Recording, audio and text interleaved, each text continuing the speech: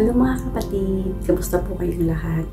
So, ito na naman po ako para magbasa ng ating chapter.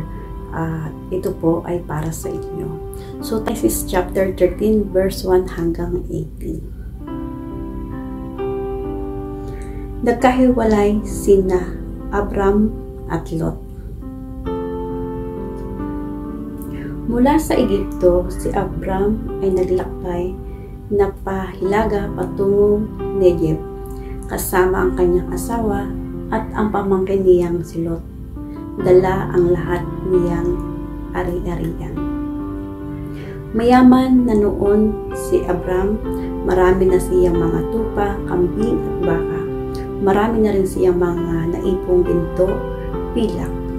Mula sa Negev, unti-unti siyang naglakbay pabalik sa dati niyang pinagkampuhan sa pagitan ng Bethel at Ai.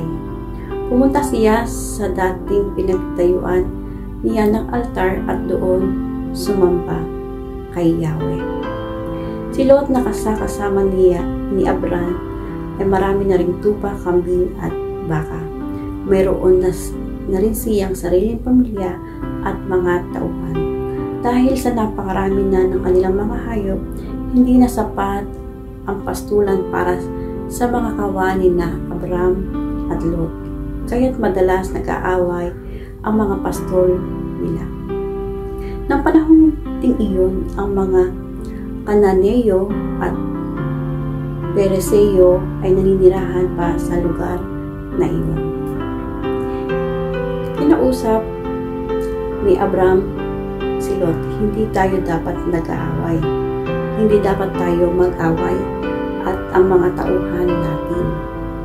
Sapagkat magkamag-anak tayo, mabuti pa'y maghiwalay tayo, mamili ka kung gusto mo sa kaliwa, sa kanan ako. Kung gusto mo naman sa kanan, sa kaliwa ako. At nang ginala ni Lot ang kanyang paningin, nakita niyang ang kapatagan ng Jordan hanggang sa Zoar ay sagana sa tubig, tulad ng halamanan ni Yahweh at ng lupaing Egypto. Nangyari ito noong hindi pa natutupok ang Sodoma at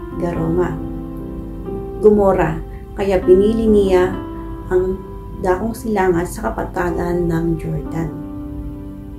At naghiwalay nga sina Abram, nanatili si Abram sa Kanaan, samantalang si Lot ay nanirahan naman sa mga lungsod sa kapatagan na malapit sa Sodoma, na pakasama ng mga tao doon sa lungsod ng Sodoma. Namumuhay sila ng laban kay Yahweh. So, ang mga tao pala sa Sodoma ay masasama, means makasalanan po, at ito po ay pagsaway or paglaban kay Yahweh. Nahirapan si Abram sa Hebron. Pagkaalis ni Lot, sinabi ni Yahweh kay Abram, "Tumanaw ka sa palibot mo. Ang buong lupain na natatanaw mo ay ibibigay ko sa iyo. At sa magiging lahi mo, magpakailanman, ang iyong mga saling lahi ay gagawin kong sindami ng alikabok sa lupa na di kayang bilangin ni numan. Libutin mo na ang buong lupain at ang lahat ng iyan ay ibibigay ko sa iyo." Lumipat si Abram sa Hebron at doon tumira sa tabi ng malaking puno sa Manre. Nagtayo siya roon ng altar para kay Yahweh. So, sinabi po ni Yahweh kay Abram na lahat ng makikita mo sa lupain ito na natatanaw mo ay ibibigay ko sa iyo, at padamihin mo ang iyong lahi na katulad ng alikabok na hindi mabibilang ni naman. So, yun po ang sabi ni Yahweh kay Abram. Libutin mo ang buong lupain at ang lahat ng iyan ay iyo.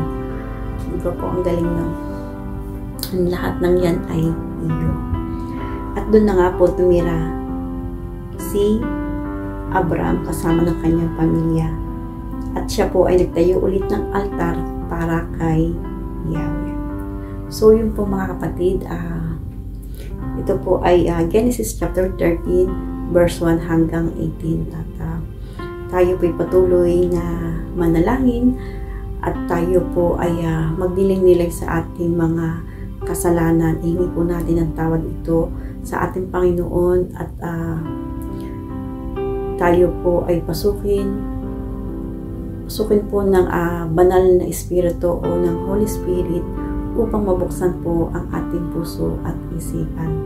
Ialay po natin yung ating sarili sa mga kagustuhan ng ating Panginoon upang ang ating kaluluwa ay maligtas at makarating tayo sa kaharian ng langit. Ang pinaka-importante na po ngayon sa panahon ito ay ang kaligtasan ng ating mga kaluluwa. Alam niyo po mga kapatid, pagka po tayo malapit na sa Panginoon o nasa atin na ang Panginoon, before pa naman nasa atin na ang Panginoon, kumbaga tayo lang po ang hindi tumatanggap. Kaya po tayo ay nagkakasakit, nag-aalala sa mga pang-araw-araw na ating mga pangangailangan dahil hindi po natin naisa sa buhay ang ating salita ng Panginoon. Ngunit kung malalaman po pala natin, ang Panginoon ay nananalaytay sa ating katawan, sa isip, sa puso, sa ating mga buto, sa ating mga laman, nakatira ang ating Panginoon. Ngunit marami po ang hindi nakakaalam sa bagay na ito, kaya marami pong nahihirapan, nag-aalala at nagiging sanhi po ng ating mga karamdaman. So yun po mga kapatid. At lagi pong sinasabi, again po, ang Biblia po ay manual ng ating buhay. So, I hope po ma-share nyo po yung mga video ko para po mas marami po tayong makakilala sa Panginoon dahil ito po ay panahon na po ng pagbabalik loob po sa ating Panginoon dahil tayo po ay napapalibutan na talaga ng mga kasalanan, kasamaan, karumduman na mga nagaganap na hindi po natin alam na tayo po ay nasasakop na ang buong pagkatao natin ni Satan dahil po sa maliliit na bagay. Dahil hindi po tayo nagtitiwala sa ating Panginoon. Ngunit kung tayo po magtitiwala sa Panginoon, ang lahat ng nakikita natin dito sa mundong ibabaw ay baliwala na po. Wala na po tayong interes. Hindi na po tayo magkaka-interes sa mga kayamanan, sa lahat ng bagay, kundi ang ating pong hahanapin ay ang pagmamahal ng Panginoon na mag-stay sa puso natin. Wala na po tayong hahangarin kundi makatulong tayo na makapagligtas ng maraming kaluluwa dito sa buong mundo dahil malapit na po ang rapture. Kaya po nagpapasalamat ako talaga na salamat dahil one time na tinawag ako ng Panginoon at eto na ako sa inyong harapan na ito yung mga sinasabi ko sa inyo na before na hindi maririnig sa aking mga labi ang salita ng Panginoon. Kaya mga kapatid, punuin niyo po ng pamamahal ang inyong mga puso upang pasukin po tayo ng ating Panginoon. Ang sarap pong makasama ng Panginoon, yung Holy Spirit niya araw-araw dahil pagkasama niyo na po siya, hindi na po kayo mag-aalala ng bukas at ang lahat ng bagay sa mundo ay hindi na po kayo magkaka-interest. Isa lang po ang inyong magiging interest kung hindi ang makasama ang Panginoon ng habang buhay. So yun lang po, and God bless everyone. Mga kapatid, ingat po at lagi po tayong magbasa ng Bible upang mabuksan po ang ating puso, isipan.